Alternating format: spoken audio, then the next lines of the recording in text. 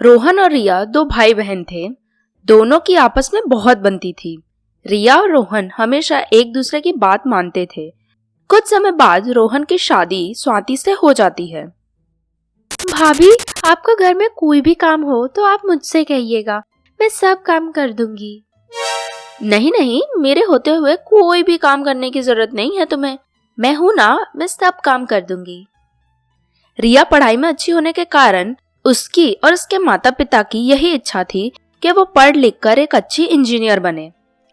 बेटा, कल तुम्हारी एग्जाम है ना, खूब मन लगा कर पढ़ना। पेपर बहुत अच्छा जाना चाहिए तुम्हारा, ठीक है ना? और कोई भी चीज की जरूरत हो तो मुझसे कहना, तुम्हारे लिए ला दूंगा मैं।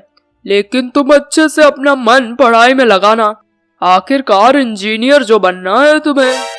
ओके मम्मी डैडी, आप चिंता मत करिए, मैं अच्छे से पढ़ूंगी और फर्स्ट रैंक भी लाऊंगी। आप दोनों बिल्कुल भी टेंशन मत लीजिए। यूं ही कुछ दिन बीतते गए। अब स्वाति को भी घर में रहते काफी वक्त हो गया था और स्वाति और रिया की खूब आपस में बनने लगी थी। अरे रिया, तुम यहाँ क्या कर रही हो? अरे भाभी, मैंने सोचा सबके लिए आज खाना ही बना दूं, तो इसलिए रसोई में चली आई। मेरे होते हुए तुम्हें कुछ भी करने की जरूरत नहीं है, समझ गई? तुम जाओ, तुम्हें कॉलेज के लिए लेट हो जाएगा। कॉलेज जाने की तैयारी करो, चलो। ठीक है भाभी, जैसा आप कहो। रिया के माता पिता भी स्वाति का इतना अच्छा स्वभाव देखकर बहुत खुश होते कि आखिरकार स्वाति भी रिया का इतना ध्यान रखती है। लेकिन कुछ समय बाद रिया के माता पिता का एक्सीडेंट में देहांत हो जाता है। भैया, ये क्या हो गया? मम्मी डैडी कैसे हमें छोड़कर जा सकते हैं? भैया, मुझे भी मम्मी डैडी के साथ जाना है, मुझे भी अब नहीं रहना है। चुप हो जा रिया, ये सब क्या बोल रही है? और वैसे भी तू अकेली कहाँ है? मैं और स्वाति हैं तो तेरे साथ, और अगर तुझे कुछ भी हो गया तो हम कैसे रहेंगे तेरे बिना? हाँ रिया, रोना बंद करो। जो होना था सो हो गया, अब रोने से कुछ नहीं होगा, हिम्मत रखो। माता पिता के मरने के बाद शुरुआत में तो स्वाति का बर्ताव ठीक ही था, लेकिन धीरे धीरे उसने अपने रंग दिखाना शुरू कर दिया। रिया, आज मुझे मेरी तबीयत जरा खराब लग रही है, तो तू कॉलेज मत जा और घर का सारा काम कर दे।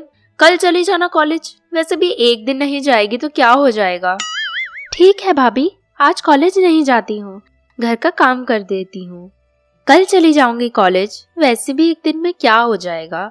आप आराम करिए और कोई भी चीज की जरूरत हो तो मुझसे कह दीजिएगा। ठीक है, पहले काम तो कर ले घर के, फिर कहती हूँ कुछ जरूरत होगी तो।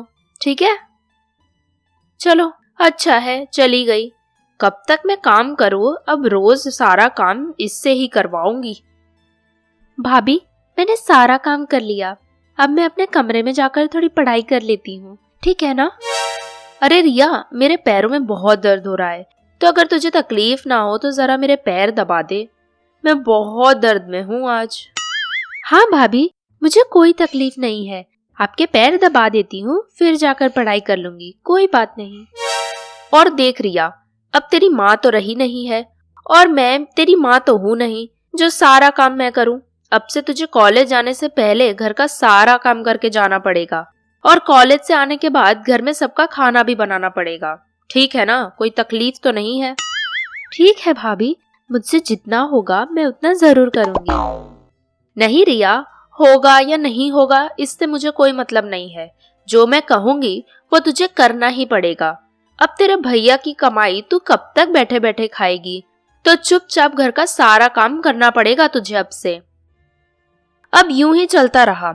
रिया रोज सुबह जल्दी उठकर घर का सारा काम करती, फिर कॉलेज जाती और कॉलेज से आकर फिर घर के कामों में लग जाती। दूसरी ओर स्वाति पूरा दिन पड़ी पड़ी आराम करती। रिया, तेरे मार्क्स इस बार क्लास में सबसे कम आए हैं। तू क्लास की टॉपर हुआ करती थी, अब क्या हो गया है तुझे?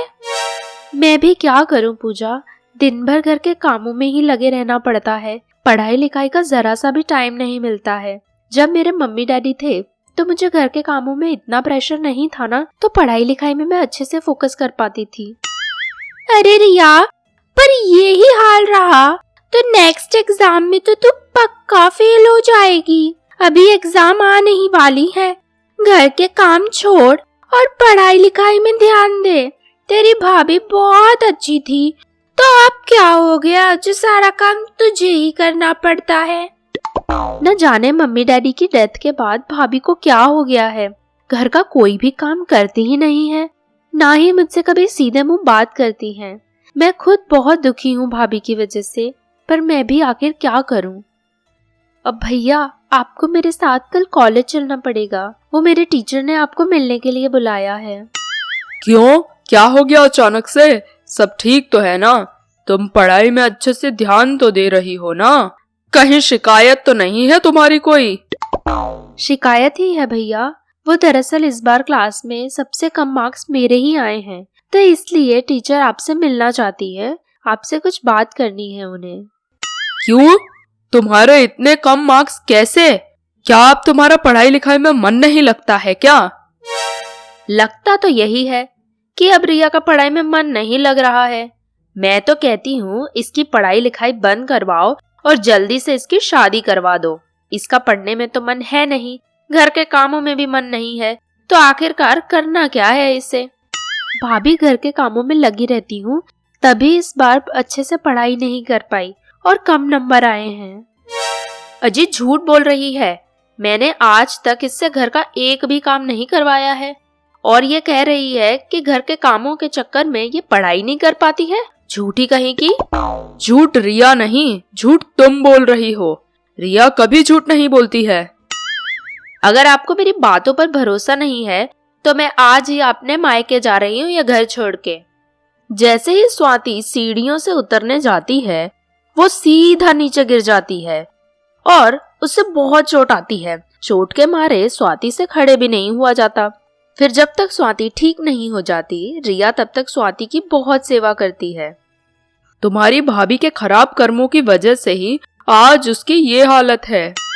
ऐसा मत कहिए भैया, भाभी वैसे ही बहुत तकलीफ में है, ऊपर से आपके ऐसे शब्द उन्हें नहीं अच्छे लगेंगे, तो आप ऐसे शब्द मत कहिए।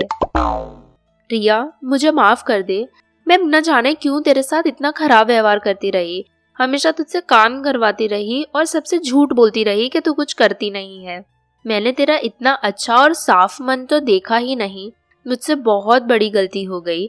मुझे तो तुझे छोटी बहन की तरह रखना चाहिए था, पर मैं तो तुझे नौकरानी की तरह रख रही थी। मुझे माफ कर दे रिया। कोई बात नहीं भाभी, जो हो गया वो हो गया। उसे याद करके हमें कुछ नहीं मिलेगा, और मैं आपसे बिल्कुल भी नाराज नहीं हूँ। जैसे मेरे लिए भैया हैं, वैसे ही मेरे लिए आप हो, तो मैंने आपको माफ कर दिया भाभी। चलो, जो हुआ सो हुआ।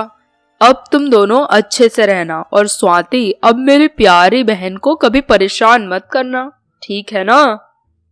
फिर सब हंसी खुशी रहते हैं और स्वाति रिया से कभी भी ज्यादा काम नहीं करवाती और रिया को पढ़ाई करने के लिए ज्यादा प्रोत्साहित करती।